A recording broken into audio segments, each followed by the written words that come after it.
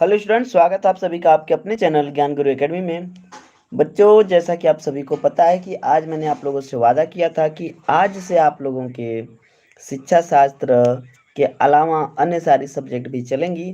तो आज इस टाइम में बच्चों, जो आप लोग के शिक्षा विज्ञान है, जो शिक्षा शास्त्र है, उसका चैप्टर नंबर 1 जानते हैं आप सभी लोग कि जो शिक्षा शास्त्र है 2 खंडों में बटा हुआ है बच्चा, खंड क और खंड ख।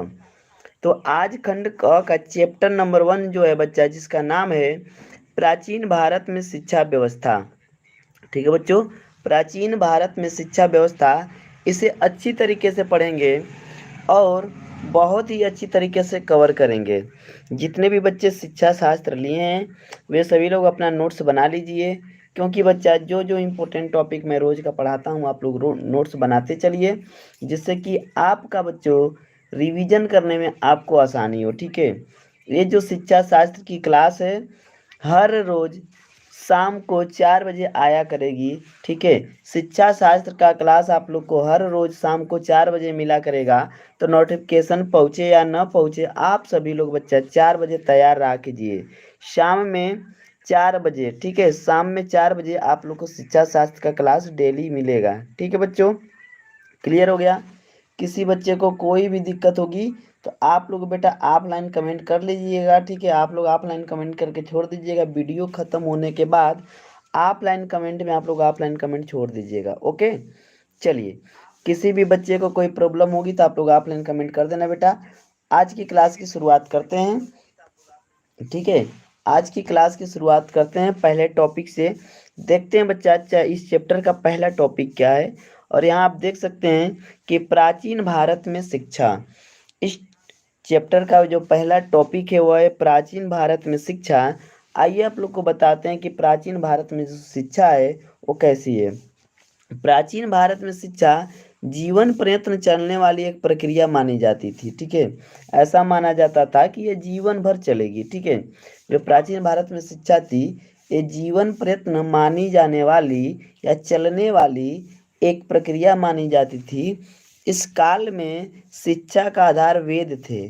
समझ रहे हैं आप लोग, जो एक काल था प्राचीन, ठीक है, भारत का जो काल था उसमें क्या होता था कि शिक्षा का जो आधार था वो वेदों को माना जाता था। ठीक है, वेदों को माना जाता था, जिसके कारण इसे वैदिक कालीन शिक्षा कहा जाता था। भाई, शिक्षा का आधार वेद को माना गया तो इसे क्या कहा जाएगा, इसी के कारण से इसे वैदिक कालीन शिक्षा कहा जाता था। क्लियर हुआ? जिन बच्चों को भी डाउट होगा बेटा तुरंत आप लोग कमेंट करके बताएंगे। सभी लोग कमेंट करते रहेंगे जिन्हें कोई भी डाउट हो। ठीक है बेटा, चलिए, इस काल में जो शिक्षा का आधार था वेद थे, जिसके कारण इसे वैदिक कालीन शिक्षा कहा जाता है। वैदिक कालीन औपचारिक शिक्षा ब्रह्मचर्य आश्रम तथा गुरुकुल प्रणाली पर आधारित थी। एक कैसी थी बच्चा?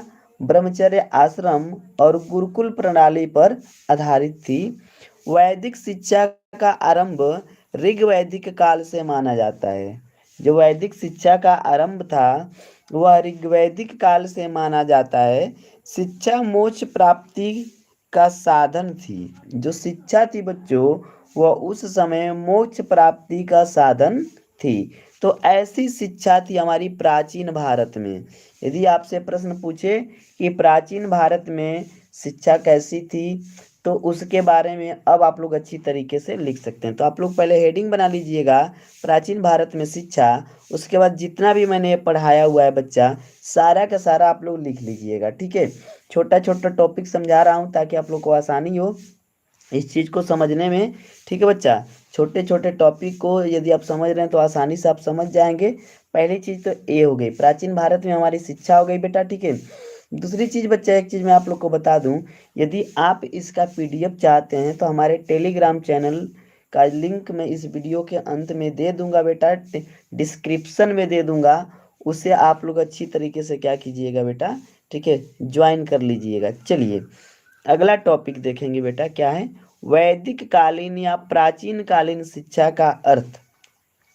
जो वैदिक कालीन शिक्षा थी या फिर प्राचीन कालीन शिक्षा थी, इसका अर्थ क्या था बच्चों? ठीक है, इसका अर्थ क्या था उस चीज को हम समझेंगे। ठीक है, वैदिक कालीन शिक्षा या फिर प्राचीन कालीन शिक्षा का अर्थ। तो अगली हेडिंग आप लोग बनाइएगा, वैदिक कालीन या प्राचीन कालीन शिक्षा का अर्थ। वैदिक कालीन शिक्षा का अर्थ है ब्रह्मचर्य आश्रम में रहकर गुरुकुल प्रणाली द्वारा शिक्षा ग्रहण करना। समझे बच्चों, जो वैदिक कालीन शिक्षा थी जिसका आधार वेद था, अभी अभी आप पढ़े हो ना, ठीक है, क्या था बेटा, वेद था, वेदों पर आधारित थे, जिसकी वजह से इन्हें वैदिक कालीन कहा गया। तो इसका अर्थ यह होता था कि ब्रह्मचर्य आश्रम में रहकर गुरुकुल प्रणाली द्वारा शिक्षा ग्रहण किया जाता था। ओके, इन गुरुकुलों में वैयक्तिक शिक्षण पद्धति को अपनाया जाता था, जहाँ शिष्य गुरु के पास रहकर शिक्षा प्राप्त करता था। ठीक है, इसमें क्या होता था, जो वैदिक कालीन या प्राचीन कालीन शिक्षा थी, इसमें क्या होता था, वैयक्तिक शिक्षण पद्धति को हम अपनाते थे। अब वैयक्तिक शिक्षण पद्धति क्या होती है, यहाँ पे शिष्य क्या होता है, गुरु के पास रहकर ही शिक्षा प्राप्त करता है। ठीक है, तो इस चीज को आप समझेंगे अच्छी तरीके से। शेडिंग को बेटा आप लोग लिख लीजिएगा ताकि आप लोग को कोई प्रॉब्लम ना हो। ओके, चलिए अगला टॉपिक है प्राचीन भारतीय शिक्षा के उद्देश्य एवं आदर्श। जो प्राचीन भारतीय शिक्षा थी उसका उद्देश्य क्या था और आदर्श क्या थे। ठीक है, प्राचीन भारतीय शिक्षा के उद्देश्य और आदर्श क्या थे, आइए बच्चों देखते हैं। प्राचीन भारतीय या वैदिक कालीन शिक्षा का प्रमुख उद्देश्य आध्यात्मिक उन्नति था। ठीक है बच्चों, प्राचीन भारतीय या वैदिक कालीन जो शिक्षा थी इसका प्रमुख उद्देश्य आध्यात्मिक उन्नति था। इसके अतिरिक्त अन्य उद्देश्य एवं आदर्श निम्नलिखित हैं। इसके अतिरिक्त अन्य उद्देश्य भी थे और आदर्श भी थे जो कि नीचे लिखे गए हैं। तो हेडिंग बना के आप लोग अच्छी तरीके से लिखिएगा बेटा, अपना नोट्स बढ़िया से तैयार कीजिएगा ताकि एग्जाम के समय में आपको कोई दिक्कत ना हो और हमारे द्वारा पढ़ाए गए नोट्स से ही आपकी तैयारी अच्छी तरीके से हो सके। ओके, चलिए पहला पॉइंट है ज्ञान तथा अनुभव को प्राथमिकता देना। ठीक है, जो प्राचीन भारतीय शिक्षा का उद्देश्य था वह यह था, पहला कि ज्ञान तथा अनुभव को प्राथमिकता दी जाए। अगला है बच्चा चित्रवृत्तियों का निरोध करना। ठीक है, इनका क्या करना बेटा, निरोध करना। आगे देखेंगे अगले पॉइंट में ईश्वर भक्ति तथा धार्मिकता के प्रति उन्मुख रहना, छात्रों के चरित्र का निर्माण करना, छात्रों के व्यक्तित्व का समुचित विकास करना, सामाजिक तथा नागरिक कर्तव्यों के पालन की भावना का विकास करना, छात्रों में सामाजिक कुशलता का विकास करना। और बच्चा इसका आखिरी देखेंगे पॉइंट, राष्ट्रीय संस्कृति के संरक्षण एवं प्रसार संबंधी उद्देश्य की पूर्ति करना। तो ये थे इसके टॉपिक्स बच्चा। ठीक है, ये थे इसके टॉपिक्स किसके बच्चा, प्राचीन भारतीय शिक्षा के उद्देश्य और आदर्श के, ये सारे के सारे टॉपिक आपने पढ़े। ओके, किसी भी बच्चे को कोई दिक्कत हो तो आप लोग ऑफलाइन कमेंट करते रहिएगा बेटा। और सबसे अच्छी बात यह है कि आप लोग ऑफलाइन कमेंट के अलावा एक काम और कर दीजिएगा, जो चैनल पे नए होंगे चैनल को सब्सक्राइब करके रखिएगा, अपने यार दोस्तों में ज़रूर शेयर कीजिएगा, सभी लोगों को बताइएगा कि ज्ञान गुरु एकेडमी पे सारी क्लासेज स्टार्ट हो चुकी हैं। आप लोग जाइए और वहाँ से उसका ज़्यादा से ज़्यादा फायदा उठाइए। ओके डियर, प्राचीन भारतीय शिक्षा से संबंधित प्रमुख संस्कार। जो प्राचीन भारतीय शिक्षा थी उससे संबंधित जो प्रमुख संस्कार थे वो क्या क्या थे। पहला संस्कार है बच्चा विद्यारंभ संस्कार। विद्यारंभ संस्कार का प्रचलन 5 वर्ष की आयु में बालक को अक्षर ज्ञान का अभ्यास कराने के लिए किया जाता था। विद्यारंभ बच्चों यानी कि विद्या का आरंभ संस्कार जो होता था उसी को विद्यारंभ संस्कार कहा गया। विद्या का आरंभ जो होता था तो उस संस्कार को कहा गया विद्यारंभ संस्कार।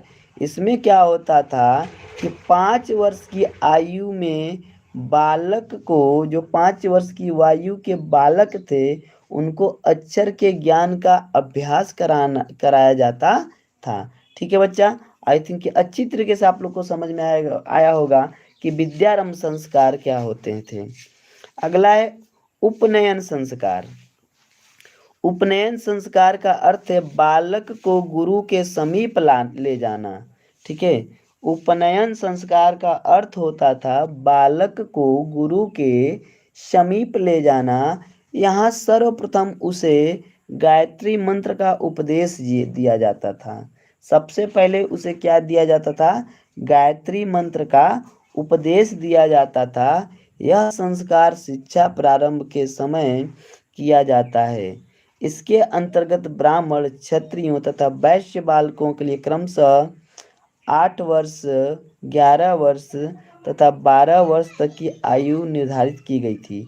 यानी बच्चों यहाँ पे भी जातियों के अनुसार उपनयन संस्कार दिया जाता था। जैसे ब्राह्मण यदि कोई है तो 8 वर्ष की उम्र में ही यह संस्कार ग्रहण कर सकता था। क्षत्रिय है तो 11 वर्ष की उम्र में, और बच्चा वैश्य है तो उसे 12 वर्ष की उम्र में यह संस्कार ग्रहण करना होगा। ये नियम थे तब के, ठीक है। अगला संस्कार है समापवर्तन संस्कार, ठीक है बच्चों। और ये आखिरी संस्कार भी रहेगा आप लोग का, और आखिरी टॉपिक भी रहेगा आज के क्लास का। समापवर्तन संस्कार बढ़िया से समझेंगे बच्चा। इसका अर्थ होता है घर लौटना, ठीक है। समापवर्तन संस्कार का अर्थ घर लौटना होता है, जो शिक्षा के पूर्ण होने पर किया जाता है। सामान्यतः यह संस्कार 25 वर्ष की आयु पर होता था। इस प्रकार के संस्कार में छात्र स्नान करके साफ तथा नए वस्त्र धारण कर गुरु के सन्मुख उपस्थित होते थे और उन्हें गुरु के द्वारा मधुपर्क दिया जाता था, जिसके बाद गुरु के द्वारा छात्र को समापवर्तन उपदेश देकर शिक्षा व ब्रह्मचर्य आश्रम को पूर्ण माना जाता था। ठीक है बच्चों, तो ये पूरे के पूरे टॉपिक मैंने आज का आप लोग को बताया बेटा। किसी भी बच्चे को कोई डाउट हो, यदि आप लोग को कोई भी प्रॉब्लम हो बच्चा, तो आप लोग कमेंट बॉक्स में कमेंट जरूर कीजिएगा। पहला पार्ट था बच्चा आप लोग का इस चैप्टर का, पहला पार्ट मैंने अच्छी तरीके से आप लोग को पढ़ाया। यदि किसी बच्चे को कोई भी डाउट हो तो आप लोग ऑफलाइन कमेंट जरूर कीजिएगा। आप लोग के कमेंट का इंतजार रहेगा हमें। और बेटा एक चीज़ और आप लोग को बता दें, ज़्यादा से ज़्यादा वीडियो को दोस्तों में शेयर कीजिएगा। आई थिंक आज की क्लास में इतना ही। यदि किसी बच्चे को कोई डाउट हो तो आप लोग ऑफलाइन कमेंट जरूर कीजिएगा। बार बार इसलिए कह रहा हूँ बेटा, ताकि मैं समझ सकूँ कि मेरे बच्चों की क्या मांग है, कितना मैं पढ़ा रहा हूँ, बच्चों को समझ में आ रहा है। यदि आप लोग को वीडियो पसंद आई हो तो वीडियो को एक बार लाइक जरूर कर दीजिएगा बच्चों, ठीक है। वीडियो को एक बार लाइक कर दीजिएगा सभी लोग, ठीक है। ओके, चलिए। Okay Ashok Yadav ji, thank you dear, ठीक है। सभी बच्चों को जोड़ा कीजिए आप लोगों से ही आग्रह है, सिर्फ आप लोग जोड़ा कीजिए, दोस्तों की संख्या बढ़ाइए, लाइव आने की संख्या बढ़ाइए। उसके बाद देखिए आप लोग मैं क्लासेज बहुत ही अच्छी तरीके से सारी क्लासेज लगवा दूंगा। ओके, किसी बच्चे का कोई डाउट है तो आप लोग ऑफलाइन कर दीजिएगा। चलिए आज की क्लास में इतना ही। स्वस्थ रहिए, मस्त रहिए, अपनों के प्यार के साथ, हल्की सी मुस्कान के साथ। कर दिखाओ कुछ ऐसा कि दुनिया करना चाहिए आपके जैसा। मिलते हैं अगले क्लास में, तब तक के लिए धन्यवाद, बाय बाय, खुदा हाफिज।